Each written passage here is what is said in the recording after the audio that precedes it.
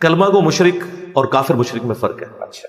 جو آخرت کا ماننے والا ہے، ختم نبوت کا ماننے والا ہے، قرآن کو ماننے والا ہے، رسول اللہ صلی اللہ علیہ وآلہ وسلم کا ماننے والا ہے، اور سب سے بڑھ کر اللہ تعالیٰ کی توحید کا اقراری ہے، اگر کسی جگہ پہ اسے کوئی تعویل کی غلطی لگی ہوئی ہے تو ہم اسے کافر ڈکلیئر نہیں کریں گے، ہم مسلمان کہیں گے، لیکن اس کی غلطی اس پر ہائی لائٹ کریں گے. یہ چیز ہم نے خلفائے راشدین سے سیکھی ہے.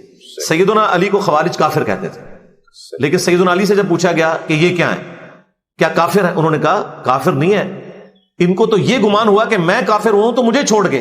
یہ اس بات کی دلیل ہے کہ یہ کفر سے نفرت کرتے ہیں. یہ کتنا جگر ہے مولا علی کا کہ اپنے مخالفین کے حق میں کہہ رہے ہیں کہ مجھے یہ کافر سمجھ کے کفر سے نفرت کا اظہار کر رہے ہیں، میں نے کافر کیسے کہہ دوں. پھر پوچھا گیا یہ منافق ہے، انہوں نے کہا منافق کیسے ہو سکتے ہیں، یہ تو اتنی لمبی نمازیں پڑھتے ہیں اور قرآن کہتا ہے کہ منافق تو اللہ کا ذکر بڑا تھوڑا کرتے ہیں. یہ المصنف ابن ابی شیبہ میں پوری روایت صحیح سند سے موجود ہے. تو جب کوئی کافر بھی نہیں، منافق بھی نہیں، پھر تیسری چیز مسلمان ہی بچتی ہے، کیونکہ یہ تین ہی اسکول آف تھاٹ ہو سکتے ہیں نا. تو پوچھا گیا پھر کیا ہے، کہا کہ یہ ایک جماعت ہے جنہوں نے ہم سے بغاوت کی ہے، ہم میں صحیح ہے لیکن ہم سے باغی ہو گئے. ہم نے سیدنا علی سے یہ چیز سیکھی ہے کہ اگر آپ کو کوئی کافر بھی کہتا ہے اس کے عقیدے میں خرابی پائی جاتی ہے. ویسے دیکھیں بخاری مسلم کی حدیث ہے، جس نے کسی مسلمان کو کافر کہا اگر وہ کافر نہیں تھا تو کفر اس پہ لوٹ گیا. تو کیا خوارج کے اوپر کفر نہیں لوٹا جب وہ حضرت علی کو کافر کہہ رہے تھے؟ اور یہ حدیثیں حضرت علی کو بھی پتا تھی، پھر بھی انہوں نے تعویل کی کہ انہیں تعویل کی غلطی لگی ہے.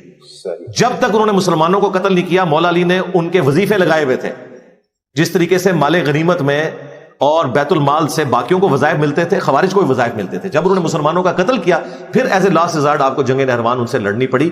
تو حضرت علی نے ہمیں یہی سکھایا کہ آپ اپنے مخالف سے اختلاف رائے رکھیں. اگر وہ آپ کے نبی کا ماننے والا ہے، آپ کے قبلے کی طرف نماز پڑھتا ہے، تو اس کے عقیدے کی خرابی اس پر واضح کی جائے گی، لیکن اسے کافر نہیں کہا جائے گا. اور اس کے پیچھے حکمت یہ ہے کہ پھر دعوت کا دروازہ بند ہو جائے گا.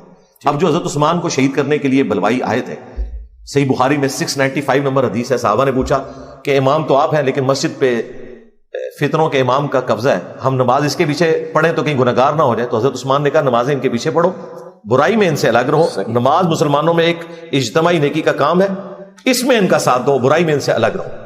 اس میں امام بخاری نے باب بند ہے کہ بدعتی اور باغی کے پیچھے نماز پڑھنا درست ہے. یار حضرت عثمان کو جو شہید کرنے آئے ہیں اور انہوں نے محصور کر دیا، کتنے دن تک پیاسا رکھا، حضرت عثمان کہہ رہے ہیں ان کے پیچھے نماز درست ہے. اگر حضرت عثمان مشورہ کرتے نا بریلوی دیوبندی اہل حدیث علماء سے، تو انہوں نے کہا تھا حضرت ان پہ کفر کا فتویٰ لگائیں آپ.